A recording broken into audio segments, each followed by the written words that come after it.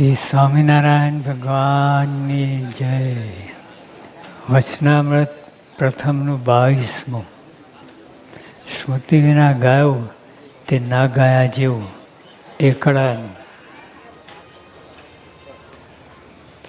સ્વામિનારાયણ હરે સંવત્સર 1876 પોષ સુધી ચોથને દિવસ મધ્યાહન સમયે શ્રીજી મહારાજ શ્રી ગઢડા મધ્યે દાદા ખચરના દરબારમાં ઉગમણે દ્વાર ઓરડાની ઓસરીએ ઢોલિયા પર વિરાજમાન હતા અને સર્વશ્વેત વસ્ત્ર ધારણ કર્યા હતા અને પાઘને વિશે ફૂલનો તોરો ખોસ્યો હતો ને બે કાન ઉપર પુષ્પના ગુચ્છ ધાર્યા હતા ને કંઠમાં ગુલદાવદીના પુષ્પનો હાર પહેર્યો હતો ને ઉગમણે મુખારવિંદે વિરાજતા હતા ને પોતાના મુખારવિંદની આગળ પરમહંસ તથા દેશ દેશના હરિભક્તની સભા ભરાઈને બેઠી હતી અને પરમહંસ કીર્તન ગાતા હતા. પછી શ્રીજી મહારાજ બોલ્યા છે, સાંભળો એક વાત કરીએ. હવે સાંભળતા નહીં હોય. મહારાજ બધા તત્પર થઈને બેઠા હતા અને જ્યારે મહારાજ વાત કરે તો સાંભળે જ ને. તો આ કેમ લખ્યું?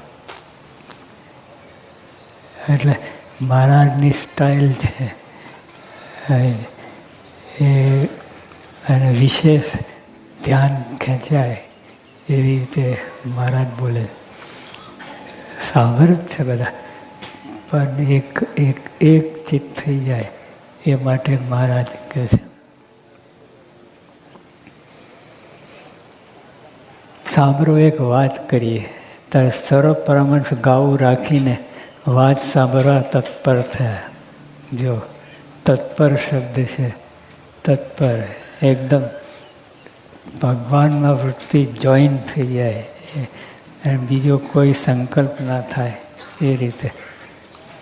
ત્યારે સર્વ પરમહંસ ગાવું રાખીને વાત સાંભળવા તત્પર થયા. પછી શ્રીજી મહારાજ બોલ્યા છે, મૃદંગ, સારંગી, સરોદા, તાલ ઇત્યાદિ વાદિત્ર વજાડીને કીર્તન ગાવા. તેને વિશે જો ભગવાનની સ્મૃતિ ના રહે તો એ ગાયું તે ના ગાયા જેવું છે. ભગવાનની સ્મૃતિ, જગતની બીજી કોઈ સ્મૃતિ ના, ભગવાનની સ્મૃતિ રહે તો એ ગાયું સાર્થક કહે. નહીં તો ગાયા ના ગાયા જેવું એક સરખું જ છે. ગાઓ કે ના ગાઓ બધું સરખું જ છે. અને ભગવાનને વિચારીને અને ભગવાનને વિસારીને તો જગતમાં કેટલાક જીવ ગાય છે તથા વાદિત્ર વજાડે છે, પણ તેને કહીને તેના મનમાં શાંતિ આવતી નથી.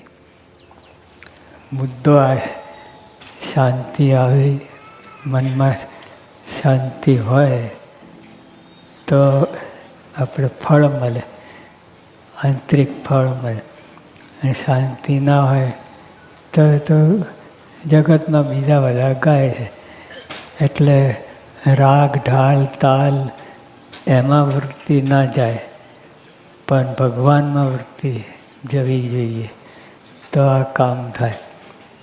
હવે આપણે કીર્તન ગાઈએ ત્યારે સહેજે જ ઓલા વાજિંત્રમાં અને એમાં એના જે રાગ ઢાળ હોય એમાં વૃત્તિ જતી રહે, પણ ભગવાનમાં જવી જોઈએ તો કામ થાય.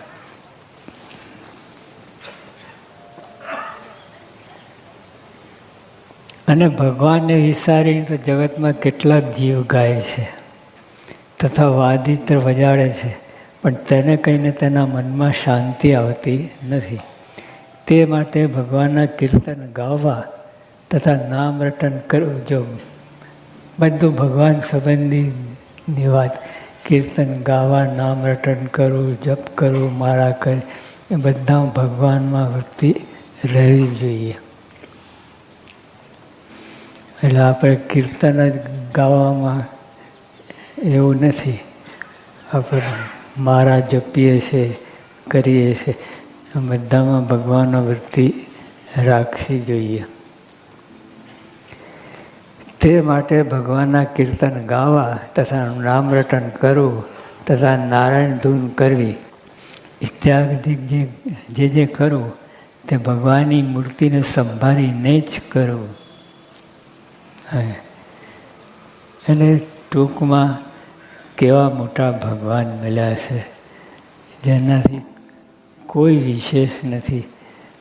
પરંપાર અને ક્યારે મળ્યા નથી આવા ભગવાન. અને જો આપણે કોઈ વસ્તુ નવીન હોય ત્યારે એમાં વૃત્તિ પરવી જાય છે. એમ ભગવાન અખંડ નવીન છે અને એ ક્યારે મળ્યા નથી. હવે કેવળ કૃપા કરીને નર્તન ધર્યું ત્યારે આપણને જોગ થયો. ક્યારે અનંત અનંત અનંત અનંત જન્મ વીતી ગયા. મારે તો કેટલાક કલ્પ વીત્યા, કેટલાક કલ્પ. એક કલ્પ એટલે 8 અબજ 64 કરોડ વર્ષ. 8 અબજ 64 કરોડ વર્ષ એટલે એક કલ્પ. એવા અનંત કલ્પ વીત્યા તો આ ભગવાન તો આ સત્સંગનો જોગ થયો નથી. એટલે ટૂંકમાં આ ભગવાન સહજાનંદ સ્વામી માર્ગનો જોગ થયો નથી. તો કેટલો વિલંબ. અને જો આટલી કિંમતી વસ્તુ હોય ભગવાન તો એમાં મનની વૃત્તિ સહેજે જ પરોવાય. જો મહિમા સમજાય તો. મહિમા નથી સમજાતો એટલે બધું લોચા લાપસી ગોટા વરે છે. જો જેટલો મહિમા સમજાય એટલો ભગવાનમાં વૃત્તિ જોડાય.